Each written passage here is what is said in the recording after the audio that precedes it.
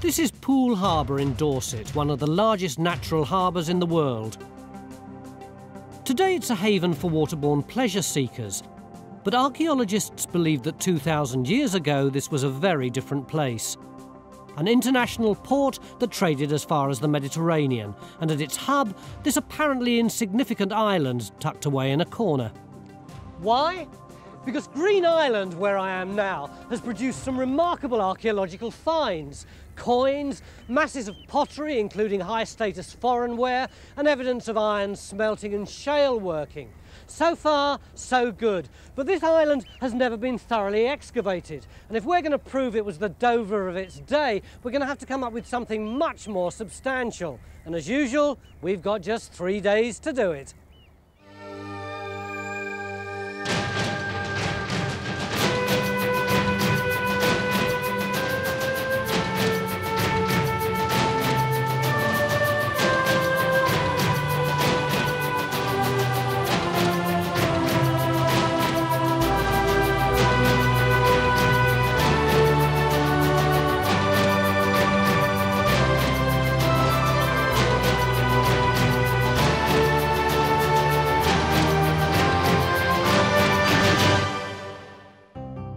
If there were a port in Poole Harbor 2,000 years ago, why on an island? And why a small blob so far from the main channel? The questions were raised 3 years ago when 40 test pits were dug all over the island, revealing imported pottery and hinting at foreign trade. But the test pits were too small to find structures. Now Time Team has come here to investigate the theory that Green Island is archaeologically rather special. How many times on Time Team have I said this could be a real significant archaeological site, and we've ended up with a couple of post holes or a bit of Roman road? Are we really likely to be able to prove that this place was an Iron Age port? I think we've got a lot better chance with this one because of the finds that have already come from the place. I have to say, at first glance, these finds don't look particularly spectacular, do they? Thank you. So why are you showing us these 4 paltry sherds? Because of the mix of material, we've got imports and native wares covering the 1st century BC into the 1st century AD. Things like this samian coming from southern France. We've also got northern French wares. Now all that's coming in and being found in association with what we can date as Iron Age wares that are being made locally. Now these look like proper finds. They're What fascinating. on earth are they? One of the big manufacturing industries on the island was shale working. That is the blank, that is the waste product of making a shale armlet. Oh. It's lathe worked and it's pre-Roman, so it's very unusual to find them using a lathe for this type of work before the Romans arrived here.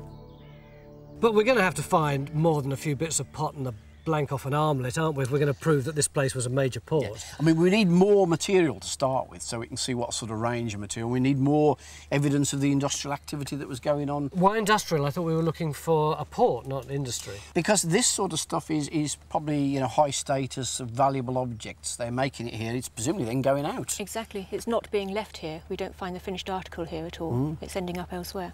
Any other clues that we can look for? The big thing that I'm hoping to get out of this week is structural evidence, whether they're warehouses, manufacturing areas, hearths, kilns, that type of thing. So where do we dig? Well, we're going to do some geophysics in the open areas on the island anyway, but as a result of the test pits that Eileen's dug, we've already got a couple of areas that we can start putting a trench in already. Gosh, that was a tough one. Stone.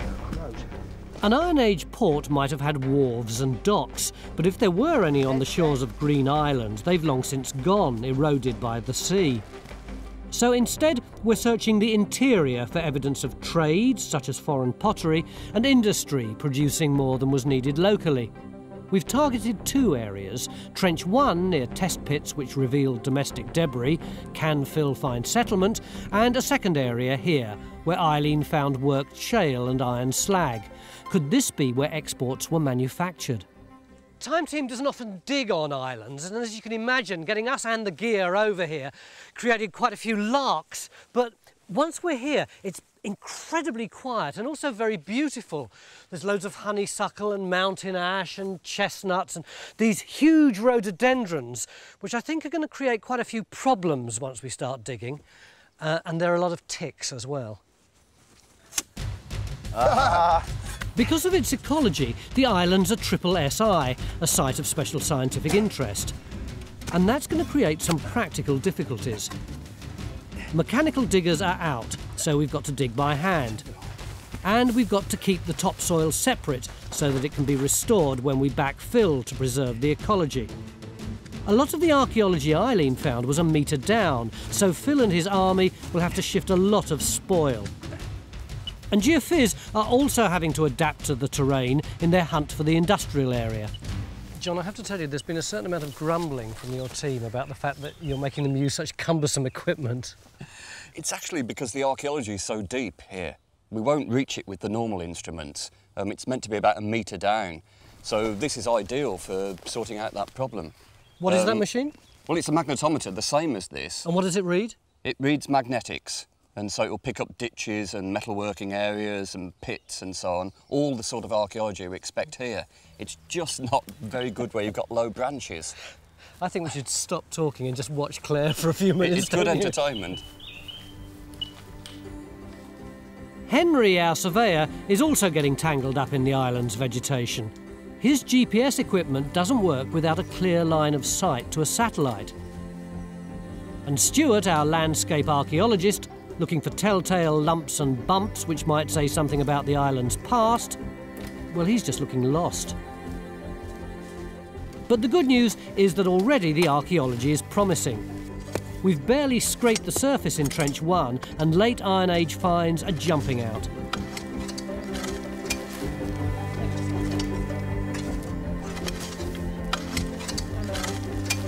That's a meaty rim, isn't it, eh? That's a serious piece of pot, isn't it? Among Eileen's finds was a lot of worked shale. It's an easily fashioned oily rock which is found locally. Until recently, no one knew what to make of these rounds with square holes in them. For centuries, antiquarians looked at these and thought it was money, and they were given the name coal money. They thought it was the trading tokens that the Phoenicians brought over. Made out of coal? Made out of coal, exactly, the oil shale. And it wasn't until the 19th century that they looked at it again and looked at the working marks and realised that no, something else is happening. How did they get these squares out of the middle? They'd use tools similar to these and hollow out the centre core. What's this extraordinary looking... It looks like a huge nut off a massive 19th century industrial machine. That's a rough out for a bracelet. If this had continued to be worked, it would have been narrowed down and it would have ended up as a gorgeous black bracelet. Whenever we look at finds, there's always one on the table which is so fantastic that I know it can't possibly have come from our site. You are completely right. It's 1st century AD, it's a Romano-British dog bowl, we call them. This is from Egerton Hill in West Dorset, but we have a tiny sherd of one from this site, again excavated earlier this season. So we know that things like that were in existence here. And complete at one point. Eileen's belief that Green Island was a port, or part of a port, isn't just based on finds, but on a massive feature first identified 3 years ago. 2 huge jetties in the channel between the island and the mainland. They're now under mud and only just visible at the very lowest tides. When they were originally found, it was thought that it was a continuous causeway really connecting Green Island really to the mainland. And they found, just as Victor's shown here, there's a 70-metre gap just at the deepest point, so shipping could presumably pass through the middle there, but it's not one continuous feature. What are they made of? These are a series of oak posts, about 25 centimetre diameter, with sharpened ends which have been driven down into the bottom of the harbour. And then we've got a whole series of Purbeck stone, limestone material that's been dumped down and rammed into that to make it really solid, almost like a sort of a harbour wall. John, do you know of anything else like this at all? I certainly can't think of anything along the Atlantic coast. To find anything comparable, you'd really have to go to the Mediterranean world, to the Greeks and the Romans. What surprises me is the amount of investment that's gone into constructing something like this. The jetties have been dated to 250 BC. Although they could have been part of a port, as shown by Victor, they could equally have been defensive. Either way, the question remains, what role did Green Island, at one end of the jetties, play? Back in Trench 1, Phil's already deep into the Iron Age, and at the rate he's going, he'll be in the Neolithic by nightfall. Phil, I've never seen you adopt a 3-spade strategy in a trench before. Well, it's the best compromise to actually dig this trench, Tony. The fact is we've got about a metre of sand to go down through. But I thought archaeology was about layers. I thought that's why you used a trowel. That's if you can actually distinguish the layers. In this case, it is just sand. The layers, if they're there, are totally indistinguishable. So what we're doing is taking it down in a series of 10-centimetre spits. The best compromise we can come up to is to shovel them off, the sand breaks up and we recover the pottery. And what we don't recover, we get out the sieving. And you can see the results of our strategy. 2 nearly full trays of pottery from what? 1.5 spits that we've dug off. That amount of pottery is from large-scale settlement on this island. So we've got loads of finds, but we also want buildings. Can geophys help? I've been trying to work out what I think's going on. We've only been able to do a sort of narrow strip because of all the trees and the vegetation, so it's only 20 metres by 50. But I think you can see these really clear anomalies coming through. And that's my interpretation. It looks like a series of enclosures. That's good, isn't it? That's excellent. Yeah. That's just what we're hoping for. I mean, I'd like to have a look at that junction there with a small trench. That's excellent. That sounds a good idea, doesn't it? Get the relationship between the two. But if I remember right, your test pit that had a bit of furnace material was approximately there? It was, yep. Well, if we did a trench to take in that old test pit, That would be great. the linear we've got, and see what's going on. Yep. Why did you go ooh when he said enclosures? What do you think we might find? Well, we were saying that we were interested in structures, weren't we? And this Exactly. straight away starts to look as if it's not just finds, but there's boundaries and buildings and all the Indeed, rest of it. yeah. Eileen's hunch that this area was promising seems to have been confirmed by geophys, and we're putting in 2 trenches. Trench 2 is going into the area where Eileen found a bit of furnace and geophys got a big spike. Could this be the furnace? And in Trench 3, we're targeting an enclosure ditch, which might show where settlement or workshops were. Archaeologists believe that a late Iron Age trading network extended all the way from Britain as far as India. Dorset was the territory of the Dura-Treges, about whom little is known. They did build Maiden Castle, and in their territory was the biggest known port in southern Britain at Hengistbury Head, 25 miles from our site. But focus is now shifting to Poole Harbor because of the work Eileen has done here. On Fursey Island and the Ower Peninsula, there's extensive evidence of Iron Age settlement and industry. How could Green Island have fitted into a major port complex?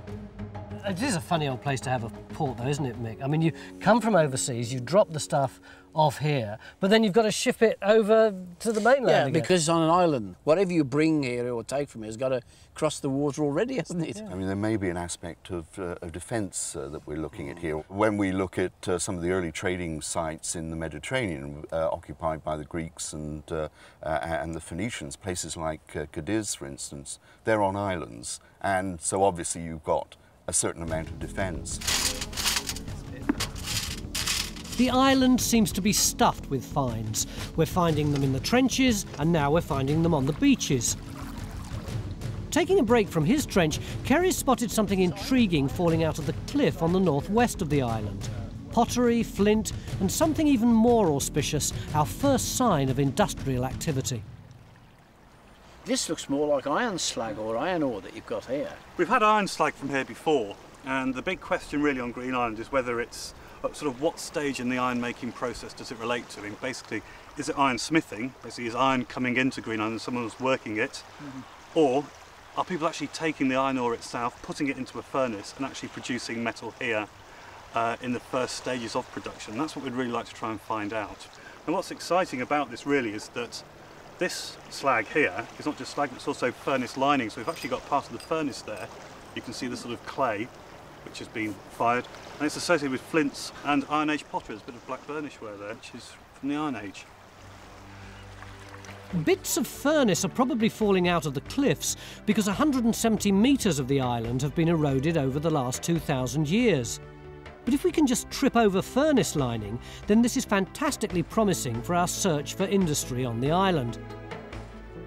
We're also getting a sniff of industry from our trenches in what's now becoming known as Mosquito Alley.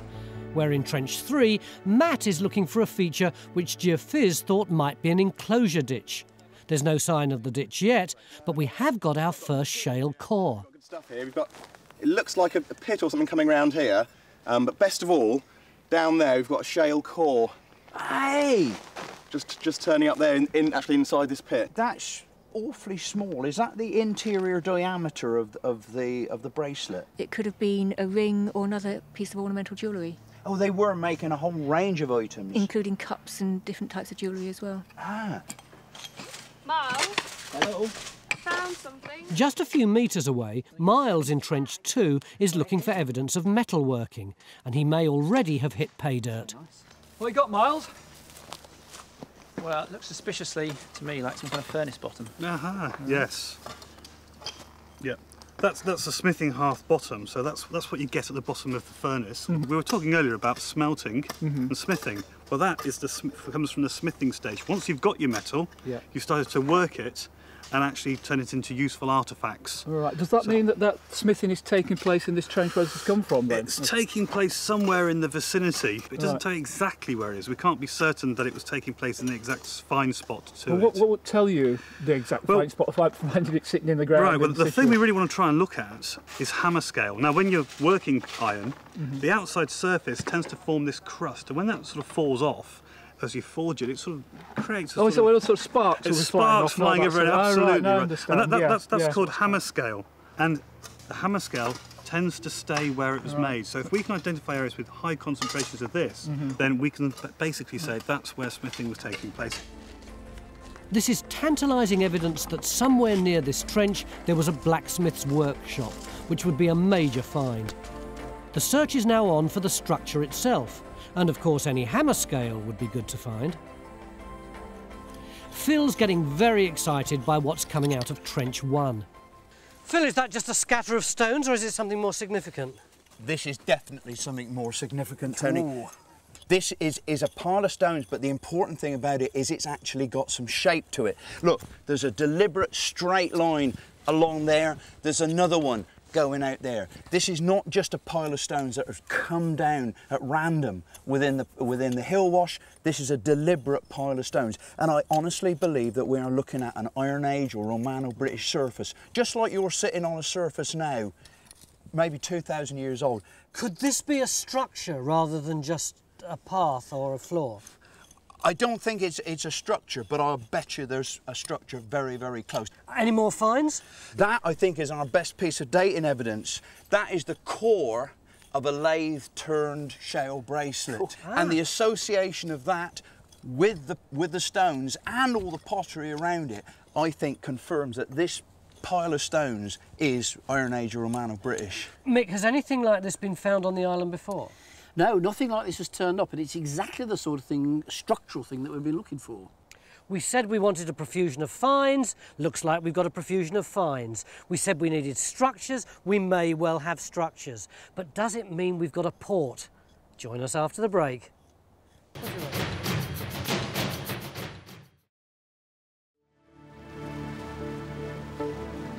Beginning of day 2.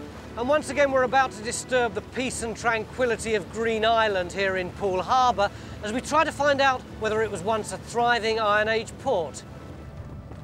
In our effort to get to grips with what was happening on the island 2,000 years ago, we've got 3 trenches open, each targeting a different key feature. In Trench 1, Phil's trying to find out whether his pile of stones is the first structure ever found on Green Island. On the way, he's finding more shale cores. We know that metal was being worked on the island, and some of that evidence has come from Trench 2. What Miles wants to find is the furnace itself. But so far this morning, all we've had out of the trench are shale cores. Ta-da! Perfect. Well, that's it. We've got another one. Wow, that's lovely. That's complete. If this was a port, the island would have been crisscrossed by enclosure ditches, and that's what Matt's hoping to find in Trench 3. But guess what? Oh, is that more graphite for a shale bracelet? The manufacture of highly prized shale armlets and jewellery was obviously happening all over the island, probably for trade. Jake Keane is going to attempt to make a replica Iron Age armlet. Though shale's easy enough to work and polish with modern power tools, it's altogether a different matter with the tools available 2,000 years ago. So what are you going to do to get your bracelet out of it? Select your lump, split it, and then see how you go from there. Well, show me how to do that then. OK, let's have a go. God, it does smell a bit, doesn't it, really? Yes, that's the oil in it. Oh, look at that. Let's scribe this. Yeah, that looks about your size, all right? You reckon? Have you ever seen this done before, Sean? I haven't, no. It's, I mean, you dig these things up and you think, well, I know what this is, but you don't really, because until you've actually seen it being made, it just brings the whole thing to life, really. Oh, some funny old stuff, isn't it? The other key industry that we're trying to bring back to life is ironworking. And in Trench 2, they think they may be closing in on the Iron Age furnace. Wretched, suddenly we're digging big holes in the middle of the trench. What's this? Well, it's quite exciting, really, because we sectioned this feature off to see whether it would be going down. Yeah. And found this really nice vertical edge here. So hopefully it's part of the furnace. How can you tell the difference between here and here? Because it looks exactly the same colour to me. It's more by feel, really, because this is very loose. Can we speculate what this might be to do with the furnace yet? Not yet. It's early days yet. If this does turn out to be part of an Iron Age furnace, it'll be the first one ever discovered in situ. Brilliant though that would be, it won't tell us why they were smithing iron on an island. But how much of an island was it 2,000 years ago? Green Island is quite a small island now, but was it like that in the Iron Age? No, it wasn't. It would have been larger. If you drain the water down to about 2 metres below its present level, which is probably where it was, the sea level was. How do you know it was 2 metres lower in the Iron Age? There was a Roman site just on the north side of Brownsea, which indicates the water level must have been about that sort of level. Our site was part of a much bigger island that took in Brownsea and Fursey Islands. Present-day Green Island was the bit that was closest to the navigable channel. But frustratingly, we can't look for wharves or quays or other direct evidence of a port because they're not there anymore.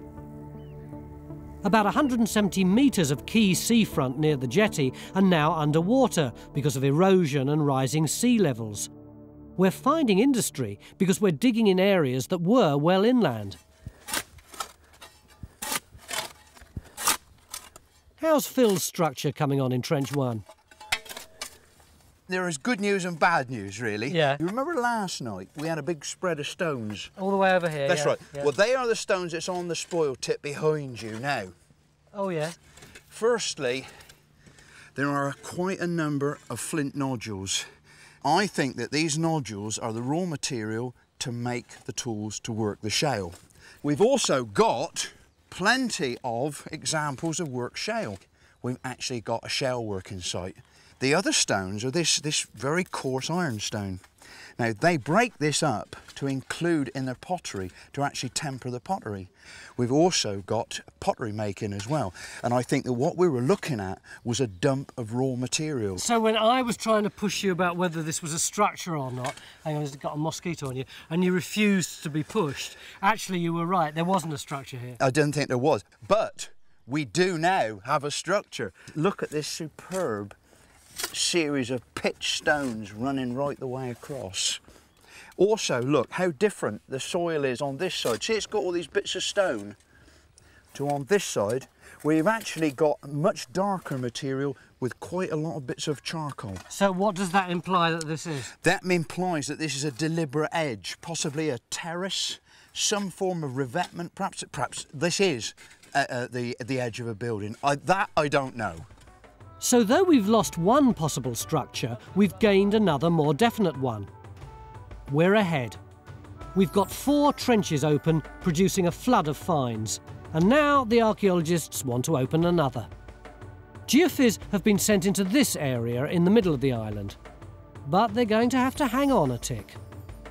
I imagined that the most useful implement on the island would be this, but it's not. It's this. It's a tick tool, and I don't know if you can see this little black dot there, that's a tick. And what you have to do is you press the tool into the flesh along here, run it all the way up there, like that, and then turn this thing round anti-clockwise 180 degrees, like that, dead as a doornail. But if you think I've got ticks, it's nothing compared with geophys. How many ticks do you reckon you've had between you in the last day or so? I think about 36, but I'm not showing you where. So why have you got this poor masochist into this part of the island? It's because we now have an opportunity to investigate this meadow area that hasn't been looked at by anybody before. But we know from the test pits that we've dug just down the slope there, it all seems to be centred on this area here. This could be the hub of all the activity. And the main thing about this area from our point of view is we're confident there's been no bonfires, no burning of the rhododendrons, no rubbish pit, so hopefully a clear area for us. And hardly any trees. Yeah, and no ticks, I hope. John Gator's not only having to contend with what's lying underground, but what's on the ground. They're acting as if they own the island. Well, actually, they do. I can see you're enjoying your lunch, but I'm afraid I'm going to ask if you could move, if you don't mind. Would we mind moving? Jo Davis has owned the island for over 20 years. She's keen to safeguard the beauty and tranquility of the place. Unless you want to do the geophys for me. Whoa. Yeah, that would be fun. We'll probably get better results. The family has never allowed anyone to explore this close to their house before. In Trench 2, the archaeologists were very excited about the feature they thought might be a furnace. Miles? Hello. Your furnace feature looks remarkably square. It is, isn't it? It's almost exactly 1 metre square. Why is that? Well, it is a funny thing, Tony.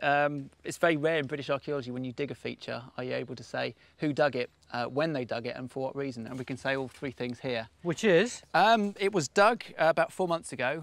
We know the names of the people who dug it, and we know it's an archaeological test pit. It's one of Eileen's test It pits. is. We were fooled essentially at the beginning with the fact there's 1 or 2 Iron Age pieces of pottery contained within the fill. But presumably you've still got a bit of something here. There is. We've still got this patch of clay, and you can see it in section here. So this is actually something archaeological. So we can still investigate this. The good news is that there still might be a furnace in this trench, and we've still got time to dig it. 20 metres away, Matt in Trench 3 is looking for an enclosure ditch and has come down onto natural geology that, unusually for Time Team, can be easily seen.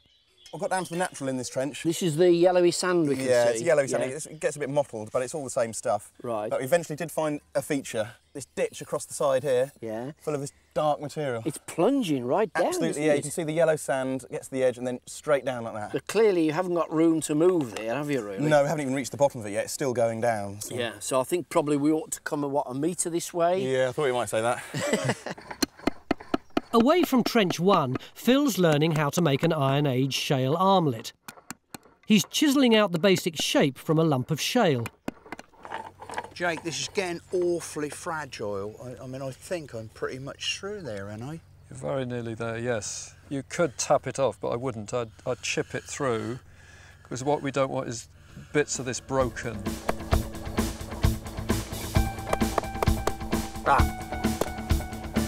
Well done. The shale's now ready for turning on the ingenious foot-driven wood lathe, to be shaped by flint tools napped by Phil himself. One area we seem to have ignored is the open hillside.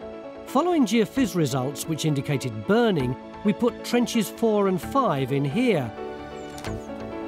But they only revealed burnt rhododendrons and stones, neither of which advance our story much.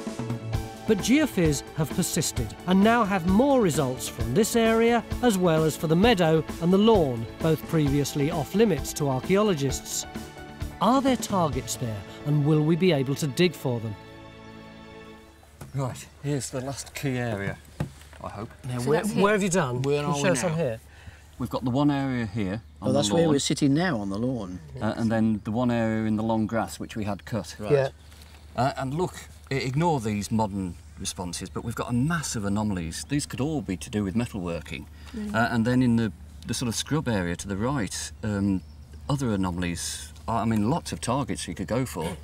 And look, there is Trench 5, We're well clear of all the modern disturbance now, and we've got a massive responses I'd like to look at. I think we should certainly do more work based on that Yeah. at the bottom of the We slope. need to keep looking there as well. Have you done any test pits here?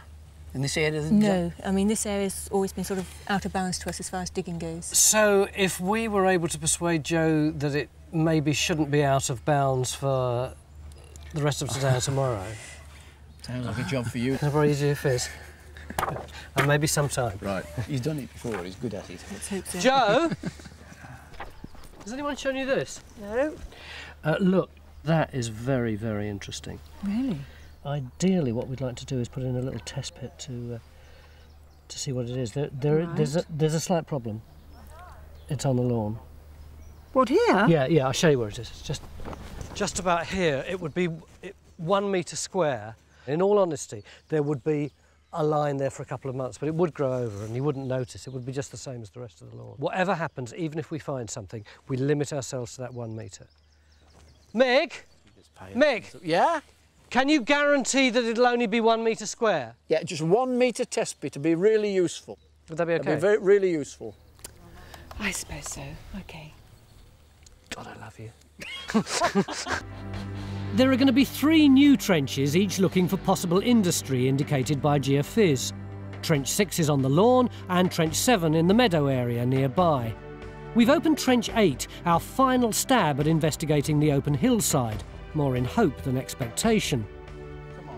In Trench 1, Phil's line of stones is looking ever more like a building. We got this cracking front of pitch stones, and they are trending round in an arc. And then, what you can see, about 3/4 of a metre back beyond that, we've literally got a parallel set of stones going round. I mean, it looks to me like the sort of thing you get at the back of a house. If we could show this was actually some sort of settlement, you know, domestic buildings and so on with domestic debris, that would be a major step forward, wouldn't it? Well, I mean, we've got oyster shells, we've got bone. So you've got the stuff you'd find on a house rather than a workshop. I was going to say, yeah. well, we've got a lot of workshop debris, shale workshop debris, but we do have domestic refuse. Well, you know, if we can get the post holes and things to go with that's right. going to be fantastic, isn't it? Very good. Trench 2 has had its ups and downs. In the search for a furnace, we found one of Eileen's test pits. But we're still hoping that Miles can deliver something 2,000 years older and a lot less square. Miles, it's changed again. What's this extraordinary round thing? It's something that's not a test pit. We've got this big sort of oval spread here of baked clay, and all the way around it we've got these pieces of daub, and you can see the wattle marks in there, which is all part of this sort of structural material. So what do these 2 things mean? Well, it's the whole thing, really. I mean, that's come up where we found the slag finds yesterday, where we found the smithing hearth bottom. Yeah. We've gone in with the magnet again today, and we've got hammer scale coming up here now in higher proportions. So the association of the smithing hearth bottom, the slag, this wide burnt area, and this structural daub seems to suggest what we could actually have there is a smithing hearth. So we've definitely got smithing here. The one thing that I'm really interested in was this thing you had your foot on. Yes, What's that? yeah, well that's can't be too certain at the moment, but it seems that it might well be the base for the anvil. How often do you come up with these kind of things? These sites aren't to a penny. If you look across on the mainland, most Iron Age sites have been badly damaged by ploughing, and I really can't think of any example which is certainly as well preserved as this. We might be able to get some detail out tomorrow to say not just that it is a furnace, but actually what sort of furnace it is, how it worked, how the actual act of smithing was practised. So we're looking at something that's pretty unique. I would say it is unique, yes, totally. But is it industrial? And can we find any more of it? And when we get down deep inside it, what else will we find? Join us after the break. Beginning of day 3 in our search for an Iron Age port here at Green Island in Poole Harbor, and our trenches are really starting to come up with the goods. In Matt's trench we've got what appears to be an Iron Age ditch, probably 2nd century BC. This is my favourite trench. We've got a furnace here, we've got bits of a wattle and daub wall, we've got what appears to be part of an anvil, and you want to extend now, don't you, Miles? God, yes, yeah, we've only got 2/3 of the feature really in our trench. We really need to get all this out. and get the whole thing in plan. Big square here. Definitely. But that's not all. 30 metres away in Phil's trench over there, he's got a big line of stones which he thinks might be part of an Iron Age roundhouse. So he wants to extend that trench too. And we're putting in a new test pit over there because of some of John's geophys. We've already put in a test pit here, slap bang in the middle of the lawn, because another one of John's spikes. And through the trees, we dug a trench yesterday, which we're still finishing, and we've got a brand new trench there as well, which is a heck of a lot of new trench for day 3. So the pressure is on. Our key targets are the Iron Age industry that went with the port, metal smithing and shale working, as well as evidence of settlement. Next to Phil's roundhouse, he's now found cracking evidence of human occupation. Bone. The only bone we've had has come from a waterlogged deposit. We've had nothing from the dry soil like this. Is that because the sand is so acidic Exactly, that it's actually destroying the bone? Yep, it's heathland soils and it degrades everything that's in there. So these pieces of bone are potentially really important. Do you know what sort of species it is? I'm not absolutely certain, but it looks mostly cattle to me. That's great because that matches exactly the type of bone pieces that we were getting from the waterlogged deposit, which was cattle, sheep, also a bit of duck, but it's all animal that was very good eating. So that is really good new information about the people that were living here. In Trench 2, they've drafted in John Gator to check whether they've found an anvil and whether there was more than one furnace here. That's definitely the only polyfired stone. There's nothing else around that at all that's giving a high reading. No, average readings. It is an anvil, but just the one furnace. Chief Apprentice Phil is tied up in his trench, so the apprentice's apprentice has come to lend a hand at our shale works. They're trying to carve the inner core out of the armlet. It just tend to wander, doesn't it? Yes, what I'm trying to do at the moment is get that groove in the right place. So, how long is it going to take to carry on like this? I reckon you've got 2 or 3 hours. Oh my God. So that's the rest of mixed day sorted then. Back in Trench 1, Dee seems to be breaking all the rules of good trench keeping in pursuit of a huge lump of shale in the section. Oh my God, it is going, isn't it? Yeah, it's. I think it's going a bit far really for us to continue doing this. No, I mean we've got to get it out. I don't care. I don't care how big a hole you have to do. You want me to just go for it? I don't care. We can't afford to lose that big piece. Good work done. You want to put it straight in there? Yes, please. This huge piece of shale would have been the raw material for making an armlet. God, that is a big old piece, isn't it? The archaeologists have never before been allowed to dig near the house in the middle of the island. We're hoping that Trench 6 in the lawn and 7 in the meadow will give up more of the island's secrets. Dan, have you found whatever it was that caused the geophysics spike here? No, not yet, but nowhere near the bottom, I don't think. But look at this. Ooh, that's Samian, nice. Presumably. That's Samian, yep. Late 1st, early 2nd century. That's your import. Builder Tony, I think whatever you're doing, stop doing it and come down to Trench 1 now, please. OK, coming. Do you want to have a look? Let's go. You know, we were talking about just how well preserved the bone was. Yep. Who would have thought amongst that well preserved bone, 2 fragments, a human skull? Look. Definitely. There are the sutures where the plates are all joined together. We're 99% certain that is human skull fragments. Do you think it was just discarded here, or do you think it could actually be part of a burial? No, I mean, it's not unusual to get fragments of human remains in Iron Age features. But was it on the surface or in a cut or anything? Well, funnily enough, if you look down in the bottom of the hole here, the bones came from right down in the bottom, in that black stuff. Yep. But you notice there is this very, very white-coloured sand, the natural sand. But it looks like we've got a possible ditch or a shallow feature running through the middle of the test pit. It's early days yet, but we could well have a ditch with the human bones in it, predating this stone-built structure. But Phil, if there's a ditch in front of the wall, does that reduce the chance that we've actually got an Iron Age hut? Not at all. It may even actually increase it. This could be the foundation slot, the actual foundation trench in which the building stood that fell down, and then at a later stage it got filled up with domestic rubbish and bits of bone. The bees are busy, the diggers are busy. All over the island, there's the steady scrape of spade on sand. At our own industrial site, after endless grinding of the shale armlet, a critical moment approaches. First apprentice Phil has had to drag himself away from his trench for this crucial operation, breaking the armlet away from the core. Oh yes! Hey, look, stop! Look, I can see daylight. Look, there it is. I can see you.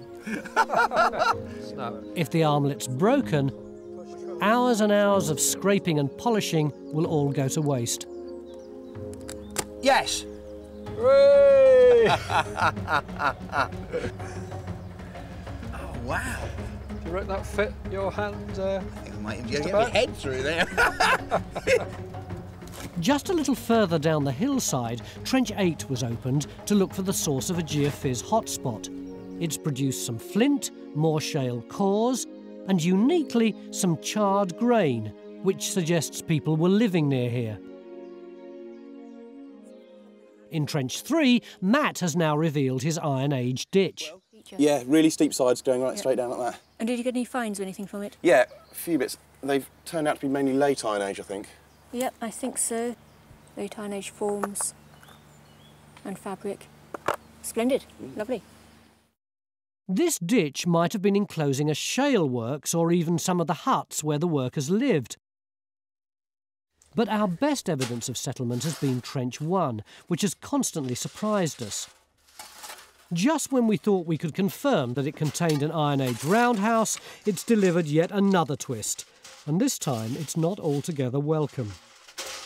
So has it turned into a roundhouse then, Phil? No, it's more of a rectangular, straight one, Mick. Oh, is it? That's not what we wanted at all. No.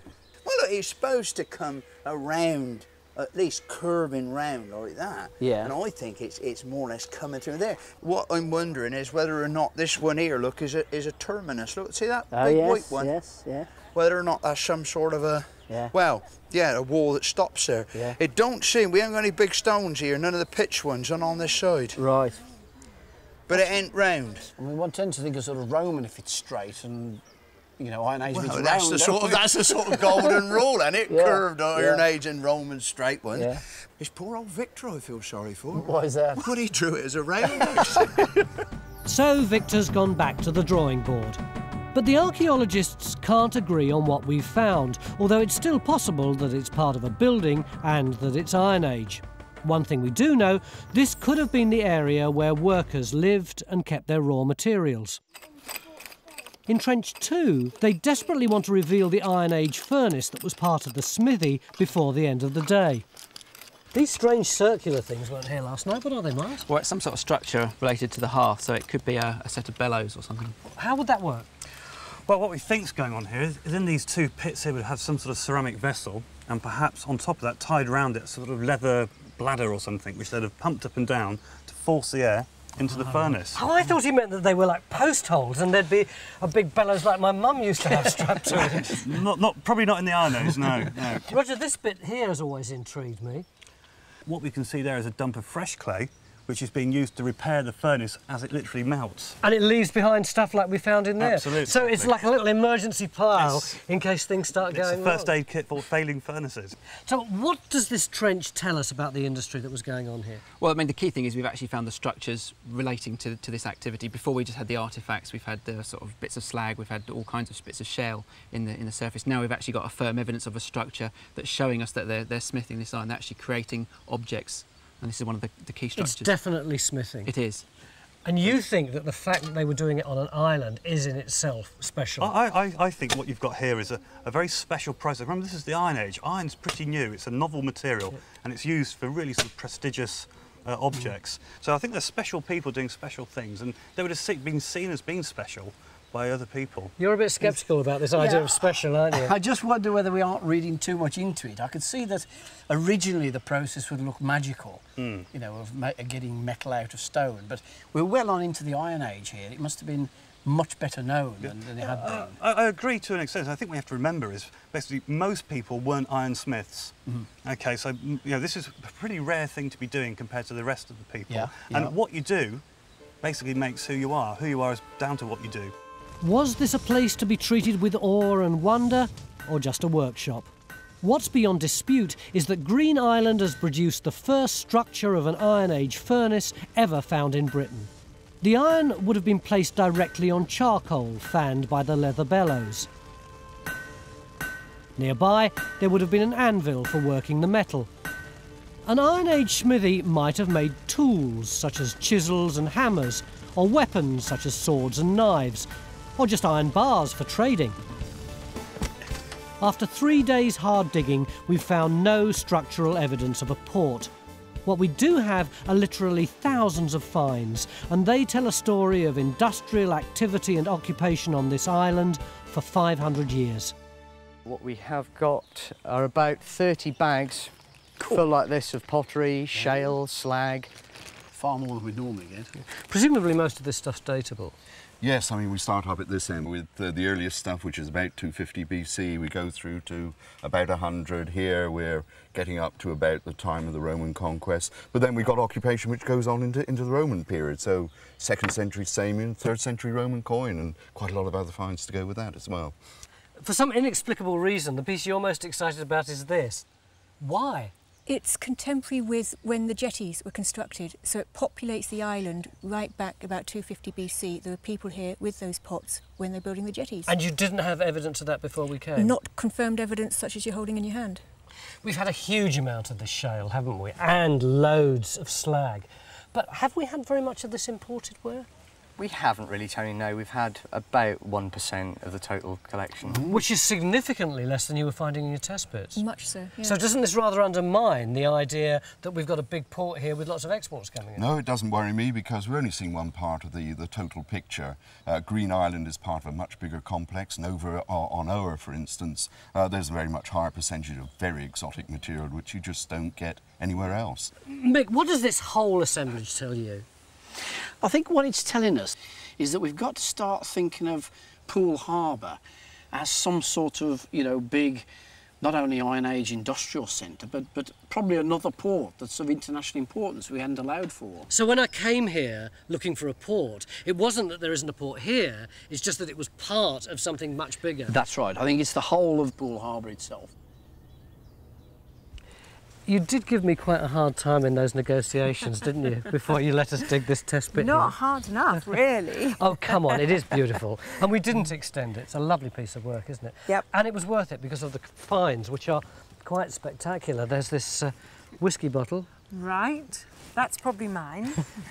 What about the glucose fizzy drink Yes. bottle? But thanks for letting us dig it. And That's also, okay. thank you for letting us share your lovely island for 3 days. And by way of thanks, we would like to give you this. It's just like the bracelets that they made here 2,000 years ago. That's really beautiful. Thank you. I should treasure it. It's amazing to think what was happening on Green Island 2,000 years ago. There may well have been wharves here which have been lost to erosion and rising sea levels. But the island was undoubtedly an industrial site, a leading producer of shale ornaments and iron artefacts. Looking at it today, tranquil and cut off, it seems extraordinary to think that there would have been the hubbub of industry everywhere. It would have been a different world. But there would still have been ticks.